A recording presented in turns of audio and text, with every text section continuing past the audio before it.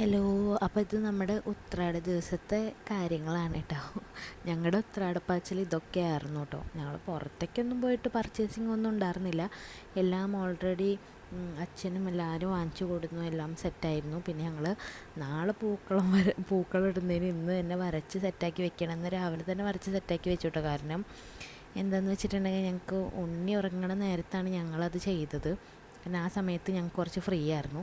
പിന്നെ 3 ചെക്കന്മാരുണ്ട് ഇവിടെ. അവരെ കൂടി വൻ കളിയായിരുന്നു. ഒരാൾ ടാറ്റു കുത്തിയിട്ടുണ്ട് കേട്ടോ.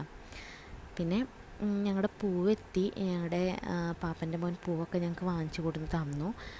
കഴിഞ്ഞ പ്രാവശ്യം പൂവ് ഇട്ടിട്ടുണ്ടായിരുന്നു കേട്ടോ വീട്ടിൽ. പക്ഷേ ഞാൻ ഉണ്ടായിരുന്നില്ല. ഞാൻ പ്രഗ്നൻ്റ് ആയിട്ട് എനിക്ക് റെസ്റ്റ് പറഞ്ഞ ടൈമായിരുന്നു. അപ്പോൾ ഞാൻ എൻ്റെ വീട്ടിലായിരുന്നു. അപ്പോൾ എനിക്ക് പൂവൊന്നും ഇടാൻ പറ്റിയില്ല. പൂവൊക്കെ ഇട്ടതിൻ്റെ ക്ഷീണത്തിൽ ഞങ്ങളൊരു കിഴി ബിരിയാണിയൊക്കെ ഓർഡർ ചെയ്തു. പൂവ് ഇട്ടതിൻ്റെ അല്ല, പൂക്കളം വരച്ചതിൻ്റെ. അപ്പോൾ ഒരു കിഴി ബിരിയാണി ഓർഡർ ചെയ്തു. ഇതിൻ്റെ ഷോർട്ട് ഞാൻ അപ്ലോഡ് ചെയ്തിട്ടുണ്ട് കേട്ടോ, കണ്ടു നോക്കൂ.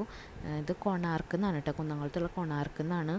എൻ്റെ പൊന്നു, അടിപൊളി ബിരിയാണി പറഞ്ഞാൽ അടിപൊളി ബിരിയാണി. ഇത് പാപ്പൻ്റെ മോനാണ് കഴിക്കുന്നത്. അവൻ ട്രൈ ചെയ്തിട്ടുണ്ടായിരുന്നില്ല. അവൻ ട്രൈ ചെയ്തപ്പോൾ അവന് ഒരുപാട് ഇഷ്ടമായി. ഇതാ റോസ് പൂവൊക്കെ ഞാൻ അവനോട് റെഡ് റോസ് പൂ വാങ്ങിക്കാൻ പറഞ്ഞിട്ടുണ്ടായിരുന്നു. റെഡ് തന്നെ അവൻ വാങ്ങിച്ചത്. പക്ഷേ റെഡും ഉള്ളിൽ വൈറ്റും ആയിട്ടുള്ളതാണ് കേട്ടോ അവൻ കൊടുന്നിട്ടുള്ളത്. അപ്പോൾ ഇതാ പൂവൊക്കെ ചേച്ചി ഇവിടെ ശരിയാക്കിക്കൊണ്ടിരിക്കുന്നുണ്ട്. അങ്ങനെ ഞാൻ ഈവനിങ് വെറുതെ ഒന്ന് സെൽഫിയൊക്കെ എടുത്ത് നോക്കിയതാട്ടോ.